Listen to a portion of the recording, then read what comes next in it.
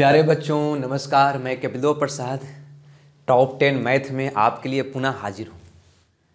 ठीक है, तो शुरुआत करते हैं बिना समय गवाए हुए आज का सेशन। और हम उम्मीद करते हैं कि पहले के जैसे आज का भी सेशन आपको बहुत पसंद आएगा। ओके चलिए, लेकिन पसंद आएगा तो समझ गया ना, लाइक जरूर कर दीजिएगा। कहता है क्वेश्चन नंबर आज के सेशन का पहला कि 800 रुपया 3 वर्षों में 920 रुपया हो जाता है। यदि दर 3% बढ़ा दिया जाए, दर 3% अगर बढ़ा दिया जाए तो नया अमाउंट क्या होगा, ये आपका क्वेश्चन है। इतना तो समझ में आता है कि अगर SI की बात करें तो SI बराबर RT प्रतिशत होता है। R है 3, T है 3, तो इसका मतलब RT 3 या 9%। लेकिन 3% रेट नहीं है, 3% रेट बढ़ा है तो 3 या 9% SI बढ़ जाएगा। ठीक है, 9% का मतलब हो जाएगा 800 का 9%, परसेंट से 2 सुना खल्लास तो 72 रुपया बढ़ जाएगा। 72 रुपया बढ़ जाएगा। आपका नया जो अमाउंट होगा, मतलब नया मिश्रधन जो होगा वो 72 रुपया ज़्यादा होगा पहले वाला से। तो पहले वाला है 920 और 72 और बढ़ गया तो हो गया 992 रुपया, जो किसी ऑप्शन में नहीं है। अतः आपका उत्तर होगा नन ऑफ दीज। ओके, ये बात आई होगी समझ में। और देखते हैं क्वेश्चन नंबर 2 को। 2 नंबर का क्वेश्चन क्या कहता है भाई? तो 2 नंबर का क्वेश्चन कहता है, ध्यान से देखिएगा क्वेश्चन नंबर 2, कि AB की मासिक आय 5:6 में है। गौर से समझिएगा, बहुत बढ़िया क्वेश्चन है। कहता है कि A और B की मासिक आय 5:6 है तथा उनके मासिक व्यय का अनुपात 3:4 है। मतलब इसका व्यय का अनुपात है 3:4।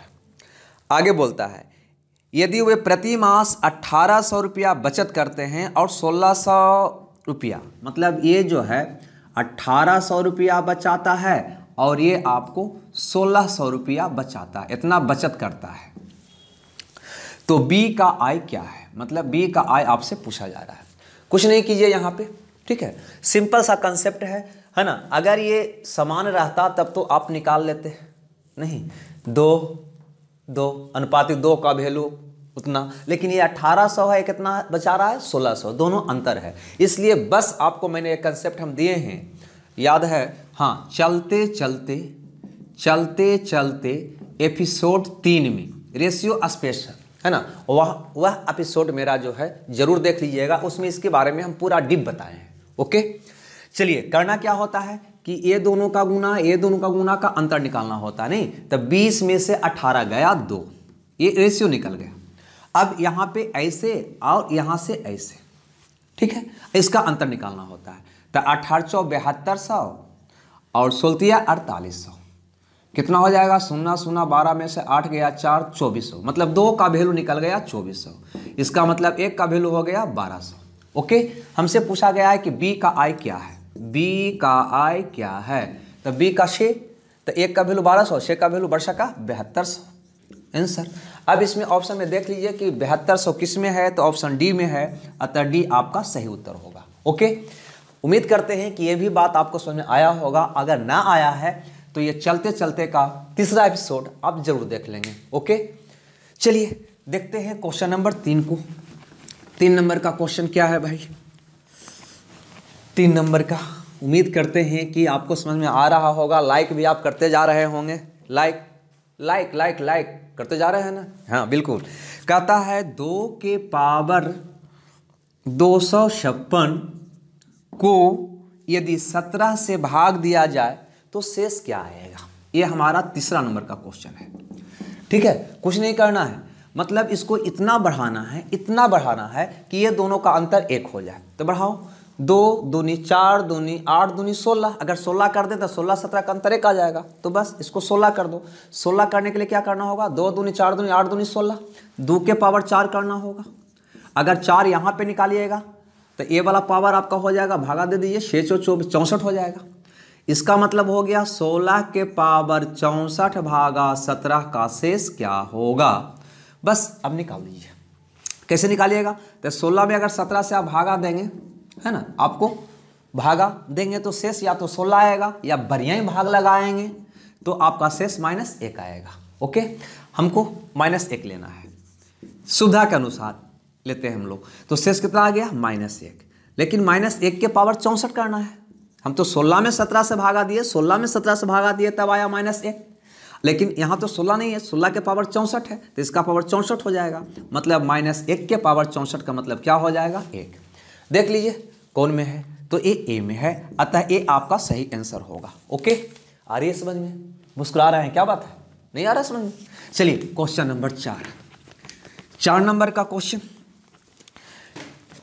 ये कहता है, 4 नंबर का है ना, कुछ इस पे आधारित क्वेश्चन है, रूट में इस प्रकार से, जो बहुत प्रचलित है, 3 3 3, ठीक है, 3 3 क्या गो है भाई? तो 2 4 6 गो है, 2 4 5 हुआ है, ये हो गया 6 बराबर भार। तो दोस्तों इसमें ध्यान देना, इसमें आपका 2 तरह का क्वेश्चन आता है, नहीं, एक तो ये हो गया, एक में ऐसा रहेगा 3 3 3 3 3, 1 2 3 4 5, चलो इसको मैं शो बना देते हैं, इससे मतलब नहीं है, लेकिन यहाँ पे ऐसे रहेगा डॉट डॉट डॉट डॉट, कहेगा बराबर भाट, ठीक है ना। तो डॉट डॉट का मतलब इन्फिनिट तक, इन्फिनिटिव होगा वो, नहीं तो ऐसा अगर डॉट डॉट लगा देगा तो इसका उत्तर हो जाता है जो भीतर रहता है वही। 2 2 है तो 2, 3 3 है तो 3, 7 7 है तो 7, ठीक है। और दूसरा उत्तर आपका, ये पहला हो गया, ये दूसरा हो गया, है ना। एक ऐसा होता है जिसमें डॉट डॉट नहीं होता है, तो डॉट डॉट नहीं होगा तो इसका बनाने का तरीका है, 2 के जो भीतर है, चलो सीधे लिखते हैं, जो भीतर है उसका पावर 1 माइनस 2 के पावर इसकी संख्या 1 2 3 4 5 6, बस। माने जो भीतर है तो भीतर वाला का पावर 1 माइनस 1/2 के पावर 1 2 3 4 5 6, बस हल कर दो। तो 3 के पास हो जाएगा 1 माइनस 2 को 6 बार करोगे तो 2 दूनी 4 दूनी 8 दूनी 16 दूनी 32 दूनी 64, और इसको हल करोगे तो हो जाएगा 3 के पावर 1 में से 1/64 घटाओगे तो हो जाएगा 63/64, यही आपका आंसर हो जाएगा, ठीक है। 63/64 बी में है, अतः बी आपका सही उत्तर होगा। उम्मीद है ये क्वेश्चन भी आपको समझ में आया होगा। चलिए एक क्वेश्चन ट्रेन का है, जो पहले के भी सेशन में आया है, पुनः आया है, ठीक है। ऐसा क्वेश्चन एग्जाम में बहुत ही आते रहता है। देखते हैं क्वेश्चन नंबर 16, है ना। इसको बनाने का हम 2 कंसेप्ट लेंगे। कहता है एक रेलगाड़ी 108 मीटर लंबे एक स्टेशन को, चलिए ये आपका रेलगाड़ी हो गया, जो 108 मीटर लंबे 108 मीटर लंबे स्टेशन को 12 सेकंड में पार करता है। कितने सेकंड में पार करता है? 12 सेकंड में। एक दूसरा 164 मीटर स्टेशन प्लेटफार्म को, ठीक है ना, एक दूसरा है जो इससे कुछ बड़ा है, इसको जो इसकी लंबाई 164 मीटर है, लंबे स्टेशन को इसको 16 सेकंड में पार करता है। ओके, तो आपको बताना है कि ट्रेन की लंबाई क्या है, इसकी लंबाई क्या है। तो देखो यहाँ पे अगर तुम अपनाना चाहो, ये आपका क्वेश्चन नंबर 16 नहीं 5वां था भाई, गलती हो गया, ठीक है, 5वां नंबर का क्वेश्चन है, ठीक है। यहाँ पे आपको ध्यान देना है कि ये समय जो ज़्यादा हुआ 12 से कितना हो गया 16, इसी वजह से ये ज़्यादा दूरी तय किया ना। बात आ रहा है समझ में? कितना ज़्यादा किया तो घटा दो, अगर इसका अंतर निकालोगे तो 14 में से 8 गया 6, ये बच गया 5, ये 56 मीटर दूरी ज़्यादा तय किया। क्यों? क्योंकि यहाँ पे 4 सेकंड का ज़्यादा वक्त लिया है। तो कह सकते हैं कि 4 सेकंड में 56 मीटर जाता है, तो इसका मतलब इसका चाल क्या हुआ, तो दूरी बटा समय मतलब 56/4 मतलब 14 मीटर प्रति सेकंड। ट्रेन का चाल पूछता तो उत्तर होता 14 मीटर प्रति सेकंड, लेकिन हमसे पूछा है ट्रेन की लंबाई, ट्रेन की लंबाई। अब यहाँ पे थोड़ा सा और गौर कीजिएगा कि अगर ये हम दूरी यहाँ से यहाँ तक का दूरी हम निकाल लें तो दूरी बराबर चाल गुना समय। चाल आपको पता हो गया 14, इसमें समय कितना लग रहा है 12 सेकंड, तो हो गया 168 मीटर, मतलब यहाँ से यहाँ तक का दूरी 168 मीटर हो गया। ओके, और ये वाला उसमें से 108 मीटर है, तो कितना बचा, तो 168 माइनस 108 मतलब 60 मीटर, मतलब ट्रेन की लंबाई कितना हो जाएगा 60 मीटर, बस आंसर हो गया। अगर दूसरा तरीका आप अपनाना चाहते हो तो यहाँ पे गौर करो, समय का उल्टा होगा, समय का उल्टा होगा दूरी, मतलब सीधे यहाँ से दूरी का अगर आप रेशियो निकालना चाहते हो तो ये हो गया 3:4, 3:4। जो समय का रेशियो होगा वही दूरी का रेशियो होगा, है ना। तो समय का रेशियो 12:16 का मतलब हो गया, 12:16 का मतलब हो गया 3×4=12, 416। समय का रेशियो हो गया 3:4। तो दूरी का रेशियो 3:4। इसका मतलब ये हुआ कि पहला स्थिति में वो 3 का दूरी तय किया और दूसरा स्थिति में वो 4 का दूरी तय किया। ज़्यादा 1 हो रहा है, कितना ज़्यादा दूरी तय कर रहा है 1। यहाँ से देखो कितना ज़्यादा कर रहा है 56, तो 1 का वैल्यू 56। पहला निकालो 3 का वैल्यू 7 18 के 8 बाकी 168 मीटर। मतलब पहला स्थिति में टोटल दूरी तय किया 168 मीटर।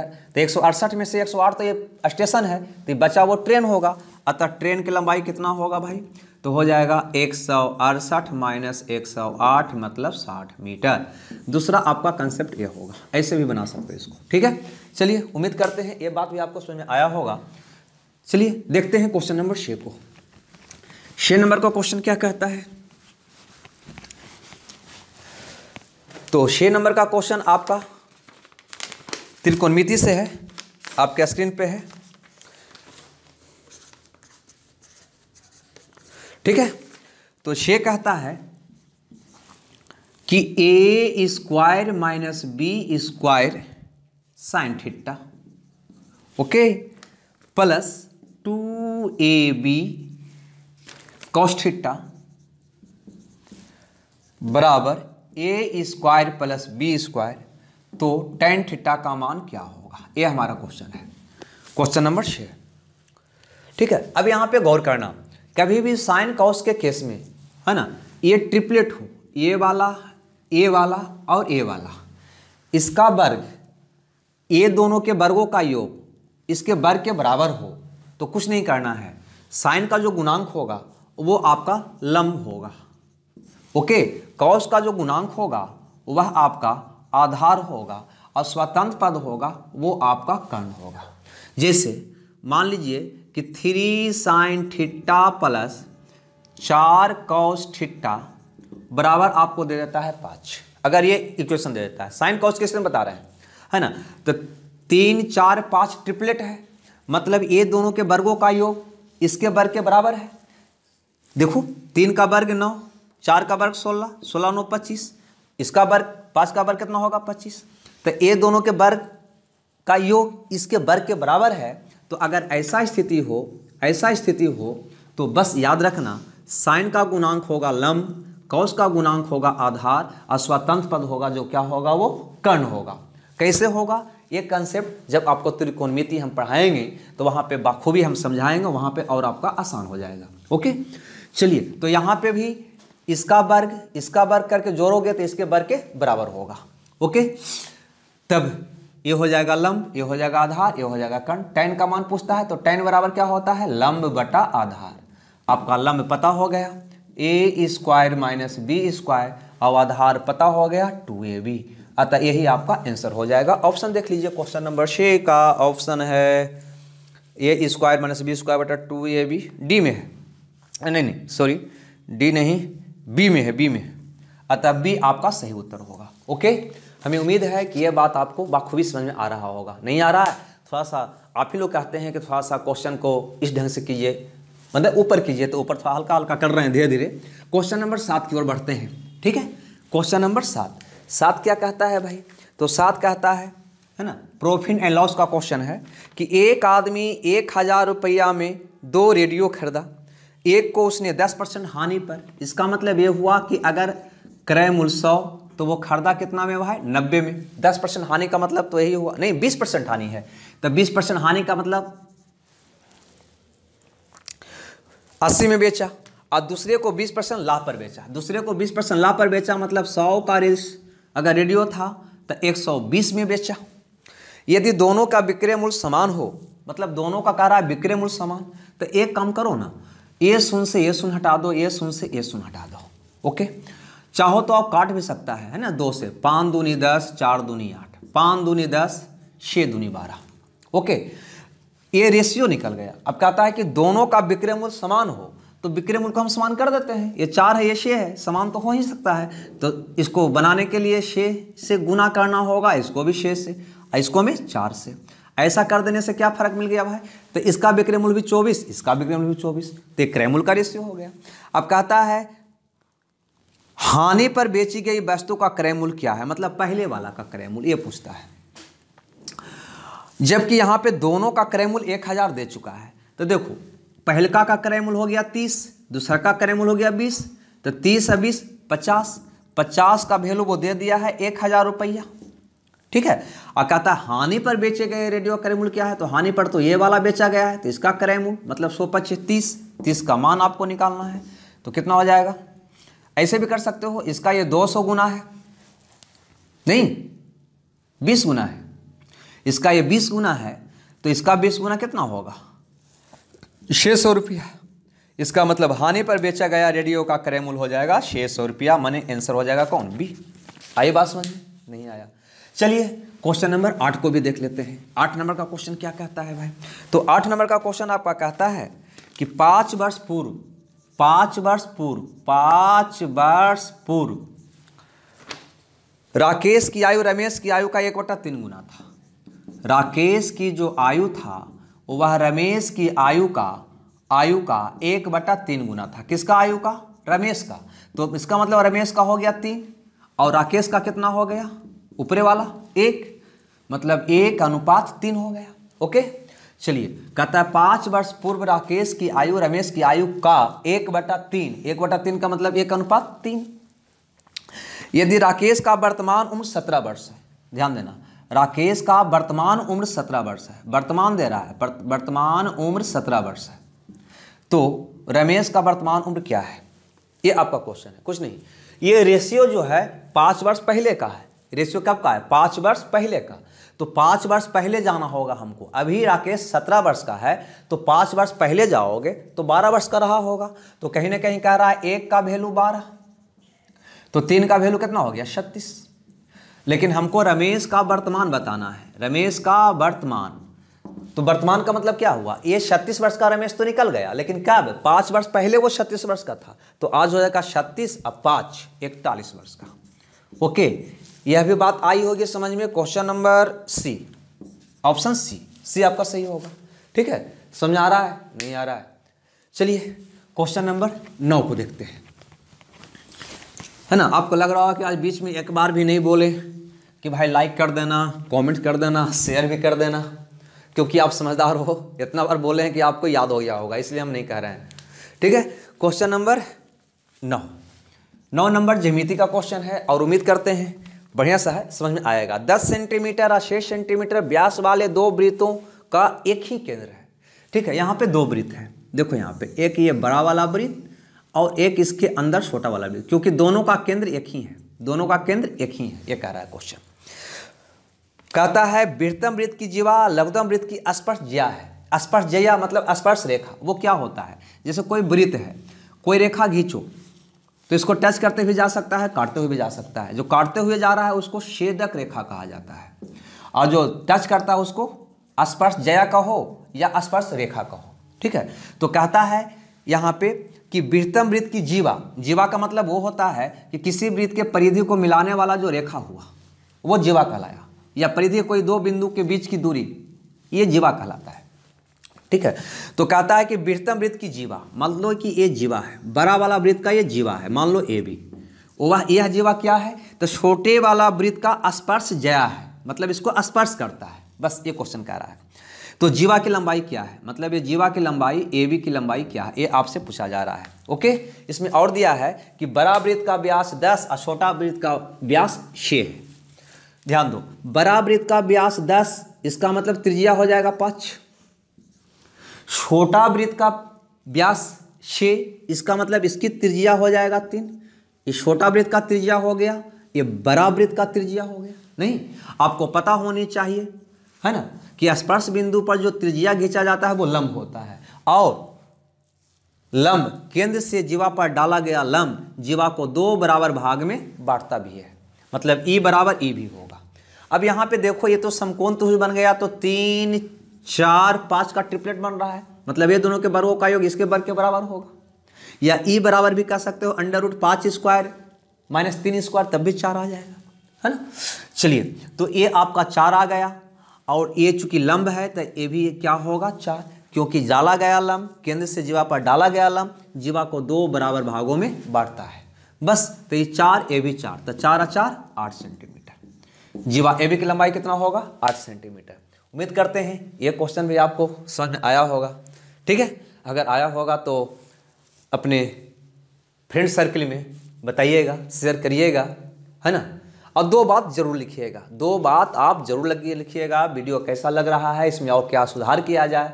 ठीक है, तब तो हम आगे सुधार करेंगे या आगे और वीडियो लाएंगे नहीं।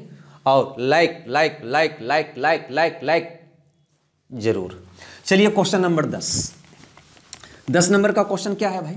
तो 10 नंबर का क्वेश्चन अलजेब्रा से है। ठीक है ना, बहुत बढ़िया सा क्वेश्चन ये भी है कि x के पावर 4 प्लस 1/x/4 बराबर 194, तो x प्लस 1/x का मान क्या होगा, ऐसा क्वेश्चन है। ध्यान देना, कभी कभी यहाँ पे 4 से x पर जाना है। ये तो समझ में आ रहा है कि ये 4 से x पर जाना है, ये 4 से x पर जाना है, तो एक बार वर्गमूल निकालोगे तो निकलेगा x², फिर दोबारा निकालोगे तब निकलेगा x। इसका मतलब स्पष्ट है कि इसको 2 बार वर्गमूल निकालना पड़ेगा। 2 बार क्या निकालना पड़ेगा? वर्गमूल। बस ध्यान देना, पहला बार जो वर्गमूल निकालना इसका, उसको में 2 ऐड करके निकालना, सब में फिक्स है। पहला बार वर्गमूल निकालना तो 2 ऐड करके कितना आ जाएगा बाबू? 196 का वर्गमूल 14। और दूसरा बार जब वर्गमूल निकालना तो ई चिन्ह के अनुसार, अगर प्लस का मान निकालना है तो प्लस 2 करके, और अगर x - 1/x का मान निकालना है तो दोबारा वाला में इसके स्थान पे माइनस करके। प्लस का निकालना है तो प्लस, माइनस का निकालना है तो माइनस, लेकिन पहली बार कॉमन रहेगा, पहली बार हर हालत में 2 जोड़ के। चलो हटाओ। चलिए, हमको यही समझना है कि 4 से अगर x पे जाना है, मतलब x4 + 1/x4 का मान दे दे, x + 1/x का मान निकाले, तो 2 बार वर्गमूल निकालना है ना। एक बार जोड़ के, कितना जोड़ के? 2 जोड़ के, और दूसरा बार भी 2 जोड़ के। अगर माइनस वाला निकालना है तो 2 घटा के निकाल दो, तो 16 का वर्गमूल 4 आंसर। ओके, हमको लगता है ये बात भी आपको समझ आ गया होगा। ठीक है, तो अब समय हो गया है आपसे विदा लेने का। हमें 10 क्वेश्चन का ही टारगेट होता है ये टॉप 10 मैथ में, और आप लोग बहुत इसका प्रशंसा कर रहे हैं, इसलिए इस सीरीज़ को हम लगातार चलाते जा रहे हैं। अब बहुत जल्द आपके बीच रीजनिंग में खास तौर से लॉजिकल पार्ट लेकर आने वाले हैं। ठीक है, तो सावधान हो जाइए, तैयार। लेकिन हाँ, वो सारे क्लास लाने के लिए आपको करना पड़ेगा मेहनत, वो मेहनत होगा। लाइक तो करवे करिएगा, कमेंट्स करवे करिएगा, और अपने फ्रेंड में भी शेयर करिएगा। Okay, bye bye.